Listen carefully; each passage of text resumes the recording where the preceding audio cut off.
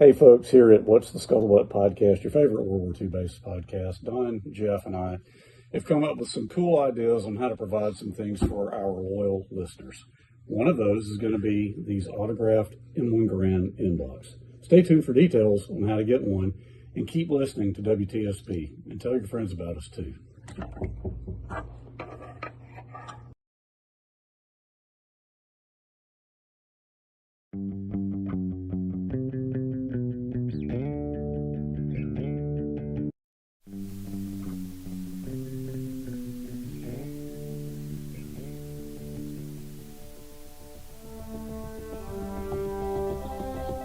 Digital 410 proudly presents the What's the Scuttlebutt podcast with your hosts Don Abernathy, Jeff Copsetta, and Henry Sledge. Welcome, everybody, to another episode of the What's the Scuttlebutt podcast, your favorite World War II podcast. It's Monday. We're live. We're back to here to talk to you guys. We're super excited to be here. And hopefully Jeff will be back here shortly. He's finishing up the school year. But Henry and I are here just for you. Please head over to youtube.com if you're watching. Well, if you're hearing us, you're already on YouTube. So if you're on YouTube, we want to talk to you. Go ahead and submit your comments, and we will engage this conversation. This is what we like to call the free-form episode, where Henry and I just go into it blind. And so welcome, everybody. Henry, sir, how are you doing tonight? Well, I'm super excited to be here, man. Yeah, me too. Super excited. How was Mother's Day? Let's just get it out of the way quick. Sure. Well, Mother's Day was lovely. You know, as you know, my first one without my mom. But we were invited over to some friends' houses and went over there and spent a lovely afternoon. And you know, it was really nice. How was yours? We didn't do much here. There's been a lot of drama around kids and whatnot. So you know, we'll talk later on. Yeah, we just kind of stepped out of Mother's Day. But you know, I got to thinking, was there any historical relation between Mother's Day and World War II? Because a lot of times, you know, the things that we celebrate in our daily lives, things that are invented, TV shows, Christmas, we talk about it all the time. Most of your Christmas carols you hear people singing, those all gained popularity in World War II, were actually written during World War II to help boost morale. Mm-hmm. So I got to think, well, what's the historical relevance with Mother's Day? When did it come to be? And is there any relation to World War II? So I did a quick look around. It turns out Mother's Day is a holiday celebrated in various countries around the world to honor and appreciate mothers and motherhood. The exact origins of Mother's Day can be traced back to ancient civilizations, where festivals and celebrations were held to honor mother goddesses. However, the modern concept of Mother's Day had its roots in the 20th century. In the United States, the official establishment of Mother's Day is credited to Anna Jarvis. Anna Jarvis, an American social activist, campaigned for the creation of the day to honor mothers after her mother died in 1905. It's a little narcissistic, but okay. We'll keep going. She wanted to celebrate a day to recognition of and appreciation for the sacrifices of mothers made for their children. Which, you know, we don't think about it much nowadays because we have medical science, but death in during childbirth was very prominent back even into the early 1900s. Oh, very. I mean, that was one thing. Okay, so a little anecdote kind of along that line. When I was in college, I worked for the city of Montevallo during the summers, okay, when I was home from Auburn University during the summers, and we would cut grass, among other things. But I remember one day we had to cut grass out at the Montevallo Cemetery.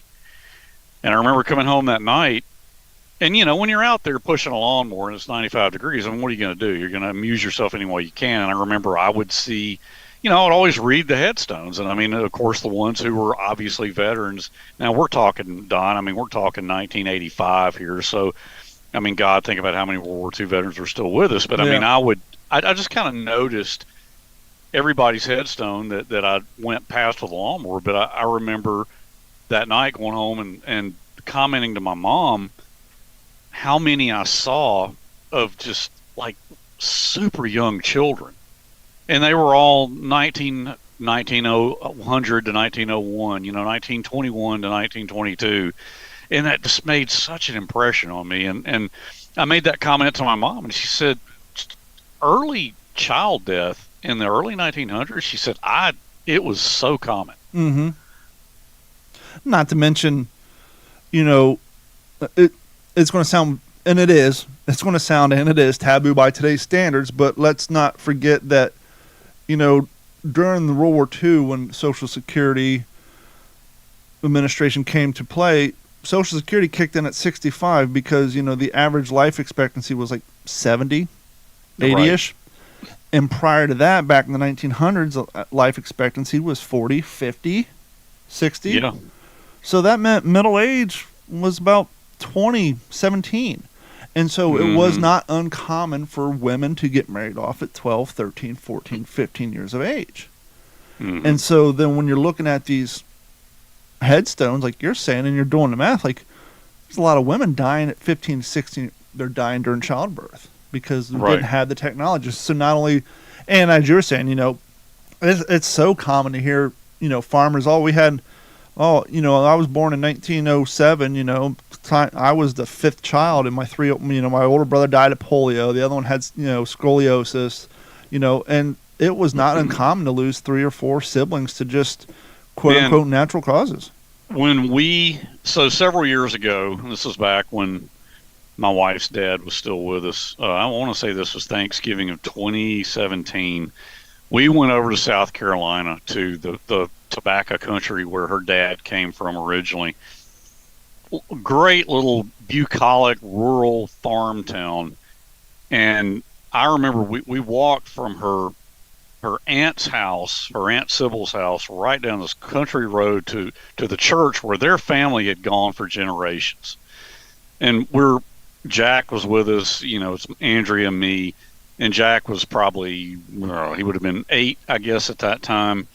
No, 20, he would have been 9, actually. But we walked into this churchyard, Don, and to your earlier point, I mean, I started noticing the cemetery in the churchyard. And, I mean, this just broke my heart. There was one family there, 5 headstones of infant babies. And I say that not to be macabre or cast a gloom by any means. We're going to have a great show tonight. This is a history podcast. This is history. This is, if anything, this should go to show about, you know, as crazy as it sounds, we're talking about how hard things were back then, but people complained a whole hell of a lot less because they had more things to do. They did. Well, I mean, they're out tilling the fields, so they had food to put on the table. But that family, and this was, you know, early, between 1910 and 1900, 1920. Mm-hmm. I'll just say that 5 infant babies, and I just, you know, I mean, I couldn't even imagine that, but yeah, man, that was a part of our history, and it also speaks to the resilience of the people who survived. Yeah, and if you guys haven't seen 1883, the precursor to Yellowstone, it's about the Oregon Trail. I think it's better than Yellowstone. So far, really? I think it's better than 1923, which is the follow-up. It's basically about a group of Germans who pays a couple of cowboys to take them down the Oregon Trail, and how few lived, how few of them survived. But let's get back to Anna Jarvis real quick, finish this up. Sure. Anna Jarvis's effort led to the first official Mother's Day celebration in the United States in 1908. The celebration gained widespread popularity and support, prompting the United States Congress to designate Mother's Day as a national holiday in 1914. Other countries also adopted the concept of Mother's Day, although the dates and customs associated with each holiday may vary. Now back to the brass tacks. Regarding the relationship between Mother's Day and World War II, the holiday itself predates the war, as we just talked about. However, Mother's Day gained additional significance during World War II due to the profound impact the war had on families and the roles of the mothers. During the war, many mothers faced the challenges of having their sons and husbands serving in the military, while others took on new responsibilities in the workforce to support the war effort. Mother's Day became a time to honor and acknowledge the strength and resilience of mothers who were facing the hardships of war. In the United States, Mother's Day was used as a tool for boosting morale and promoting patriotism during World War II. The government and various organizations encouraged citizens to honor mothers and send them letters, cards, and care packages to show the appreciation for their sacrifices Mother's Day also became a time to remember and honor the mothers who lost their sons during the war. And so, yes, it was around prior to that, but much like a lot of other things that existed prior to that era of the war, it got more significant because of the impact it had on the brothers, the sons, and the husbands during the war. But as you were saying, what was I about to say? I don't know. We're talking about resilience. Yes. So 1923, 1883. Oh yeah, yes. So my wife and I really got into Yellowstone. We're anxiously awaiting things to pick back up after that. What, season 6 mid-season finale? No, season 4. Season 5's coming up. It's the last season because Homeboy's getting a little long in the tooth. Costner bailing out. Yeah, I kind of understand it because, I mean, look, I would, not to blow my own horn, but I've been down since episode 1, since it premiered. You know, it's funny, I watched Hell on Wheels, which I think was a great show, and Carrie used to make fun, are you watching your choo-choo train show? She'd always bust my balls for watching Hell on Wheels, but it was a great show. Yeah. And then when Yellowstone came out, oh, you went from your choo-choo train show to your cowboy show. Well, 3 seasons in, everybody on the internet started talking about it, so then I had to go back and watch all 3 seasons while she got caught up. But it's a great show, but after season 4, I said, okay, the plot's the same every year. So let me say this real quick. Maybe it's time for it to move on. But yeah, go ahead. No, what I want to say, our boy James Dale, who played Lecky in the Pacific. Yeah. You know, is it 1923 that he's in? I'm only 3 episodes in on that one. I will say I enjoyed 1883 better. 1883, You still have me? I think you froze up on. I still have your audio. Just keep going. Your audio's fine. Can you hear me? Okay, so it looks like Henry's having some technical difficulties. I'm still here. It could be my internet drop. Yeah, I can hear me. I can hear you fine. And so, the joys of the internet. So I'm still live. So anyhow, 1883 worked quite. To me, I just, I kept going. I did not want to stop it. I did not want to. To me, it was like binge worthy. I just kept it going every single episode. And with 1923, I just kind of fell out of it, a lot quicker. So I'm going to kick Henry out here and see if we can get him back. Welcome to the joys of live podcasting.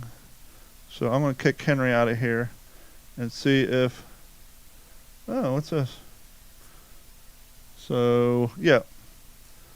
So I'm going to try to get him back in here. So just one moment. I don't know how to do this without you all seeing everything. But yeah, 1883, I binge watched the whole thing. I thought it was great. I didn't want to miss a single episode. 1923, I got like an episode in. I'm like, this is cool and all. But it just did not stick with me like 1883 did. So if you guys haven't seen either one of them, I would strongly suggest you watch 1883.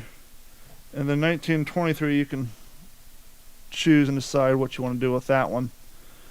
And speaking of historical stuff, I'm kind of watching Waco: The Aftermath. Sorry, I'm trying to maintain a show here while we don't have a producer. Yeah, I just sent them another invite. Tell you what we're going to do while I try to get him back to maintain a little continuity. So as you guys know, a while back we handed out the first Patreon prize pick, where we gave out the first bag of the Warbird coffee, the first autograph end block, as well as the What's the Scuttlebutt podcast coffee mug. And that winner was, and still is, Alexander Richard Marshall. So Alexander, if you're listening, please go to Patreon, check your email, reply so we know what your address is. But I got the thing and say, I want to give away another end block. Because why not? We got a handful of them here. We've been kind of threatening to give them to you guys. You saw the video clip when we opened up the show. And so what I'm going to do right now while I'm trying to get Henry back on the air, even though I have no producer, this is the canteen we used to draw the first coffee winner. And I still have all of the winners still in there. And tell you what, I'm going to take a quick break. I'm going to get Henry back on here, and we will pick up where we left off. So for those of you watching, do forgive us, but this is the joys of live internet and live podcasting. I did have a problem with my power